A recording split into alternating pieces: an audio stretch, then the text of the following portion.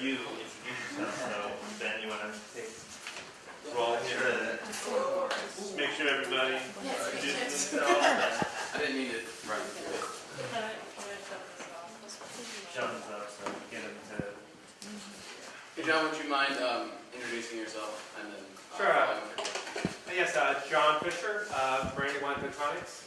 We have 2 employees and then getting a 3rd employee thanks to Monica's introduction. We build aerial surveillance cameras. So, and my question is, for the reason I'm standing up, I was sitting down too much, slouching. Have you seen much effectiveness in ergonomics, sit, stand, desks, and also with the new fitness bracelets? Have you ever used those and seen any effectiveness in that? I have not used the fitness bracelets. I've seen it. It encourages people to do it, focus more. And then you get a result. You have a baseline, you feel sluggish, and then you start using it. You see your steps and everything you make makes a big difference, and you can document it. It's I haven't seen any companies, at least in our exposure, using them as part of the wellness program. Doesn't mean it's not happening. But as far as the ergonomics go, I have seen that in companies manufacturing focused, because the ergonomic injury in some instances, depending upon what body you have to report your incidents to, your safety incidents. Ergonomic injuries can actually go against your safety incident record. So it was more as in a preventable, because darn it, if we're going to have a safety incident, you hate to say this, but it should be something associated with the manufacturing, which is inherent risk that they have to deal with, rather than a much more controllable risk of somebody behind the keyboard. So that's something that we would look at as far as an industrial company, to encourage that. And we're actually, funny you mention that, is this week we have a meeting with someone who's into ergonomics and talking about a partnership where we would now have a partner that's in that area. I think, programmers, carpal tunnel. Yeah. yes. Make sure you go and stretch. That's something that they don't really account for in corporate America, is that being bimodal and having 2 legs, we evolved from walking all day, and now we sit all day. And if that's kind of not what we're meant to do, but it'd be interesting to see in the next 10 years, like standing desks like this are more acceptable in the workplace. I wanted to ask if you guys could just briefly explain how you met and decided to share a vision. Well, you tell the story really well. You're saying it's a love triangle. It's a love triangle, but Erin tells it really good. For sure. So, it was actually last year. I had left my corporate job and was out doing my networking, because I realized I needed to make some friends and learn the area a little bit more. And that's where I met up with Anita. And Anita's like, she's a nutritionist, and so I was kind of all interested in what she was doing. I was starting out with healthy vending, and she's like, oh, that's great, I want to learn more about it. So we just wound up chatting after the meeting. And then she said, well, you've got to meet my friend Keeley.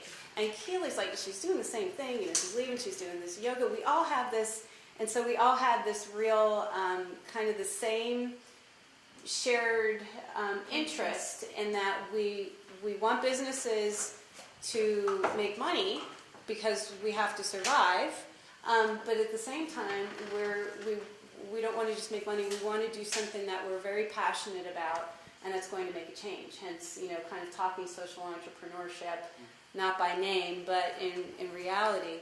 So and then as we were talking, we realized we said, okay, we should help one another, because Anita, you're probably in the corporate world, you're talking to HR directors, right, if you want to get in and start offering nutrition services.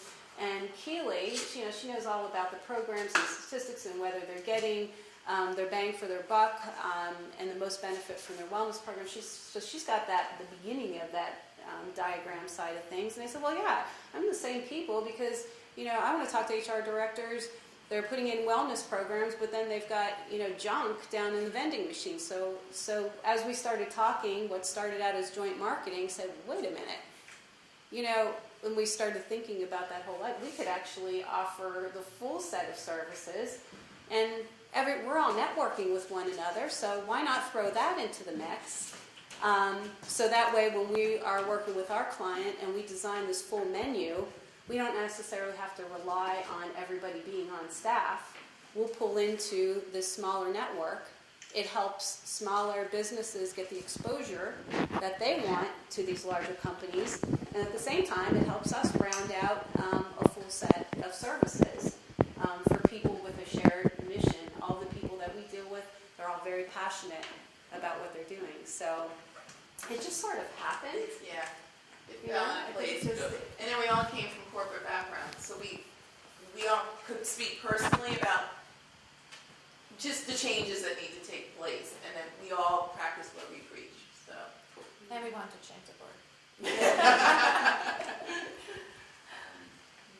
I have a lot of other questions, but I wanted to ask if you guys are familiar with, so meditation and mindfulness are now entering the workplace as a functional means of providing benefits as well as lessening adverse impact. You mentioned absenteeism, but there's also workplace deviance, people acting out, and other things that are bad. But what about the companies that are hesitant to integrate more specifically things like meditation or workflow that are a little more abstract? You have to take, at least when we look at a company, your company might not be ready to jump to meditation. You might have to start with taking a walk around the block. Mm-hmm.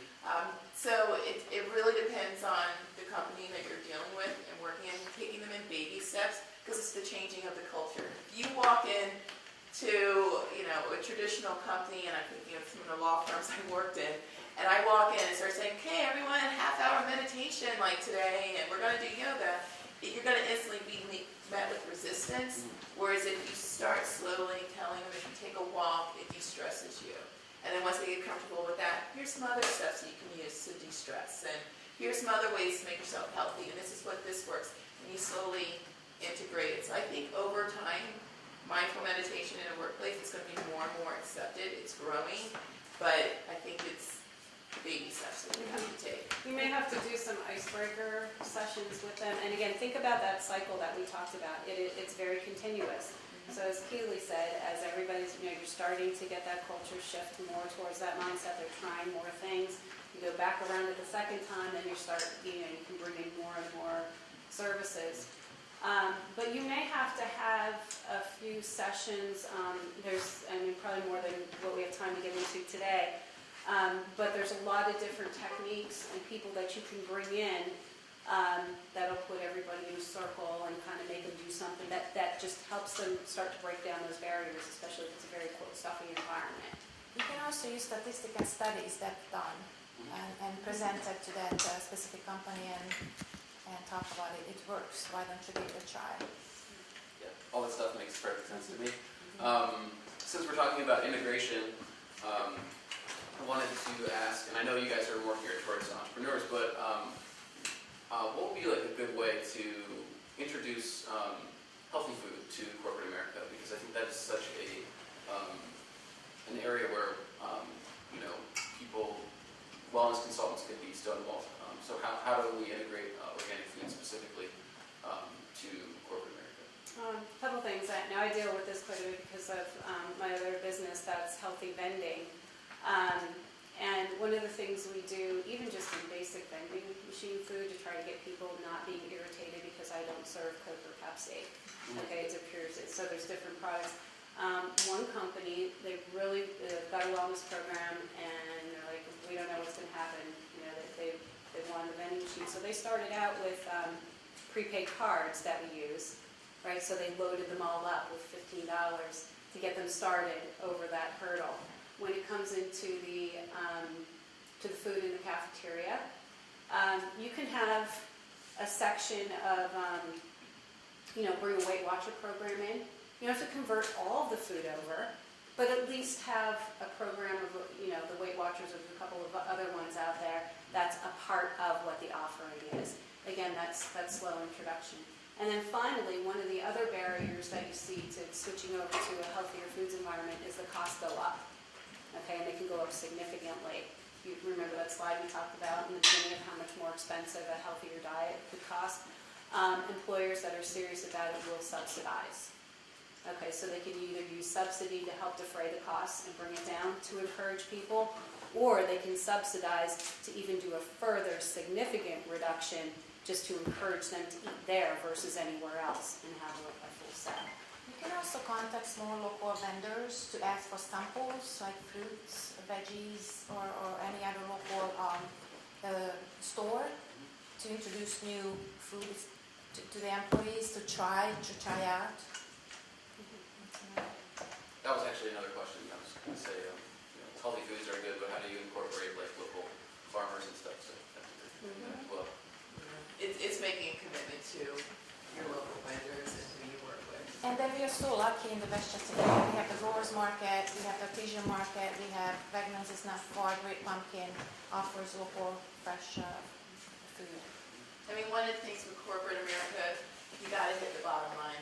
I mean, when you go in, if you're dealing with the stuffing, traditional stuffiness, they're gonna hear about, we were talking to someone just last week, all he wanted to know was the bottom line, how much do I save, how much do I save, how much do I save? So you just gotta know who your audience is and make sure that when you talk to them that you're addressing the concerns they have. Everybody, check. And we should probably wrap it up and. Anybody else? So thanks for coming in. Well, thank you Go so ahead. much. And we can be reached, we can talk to you on an individual basis anytime if you have additional questions. We are here local. Yes. Good luck to all of Thank you. you. Thank you.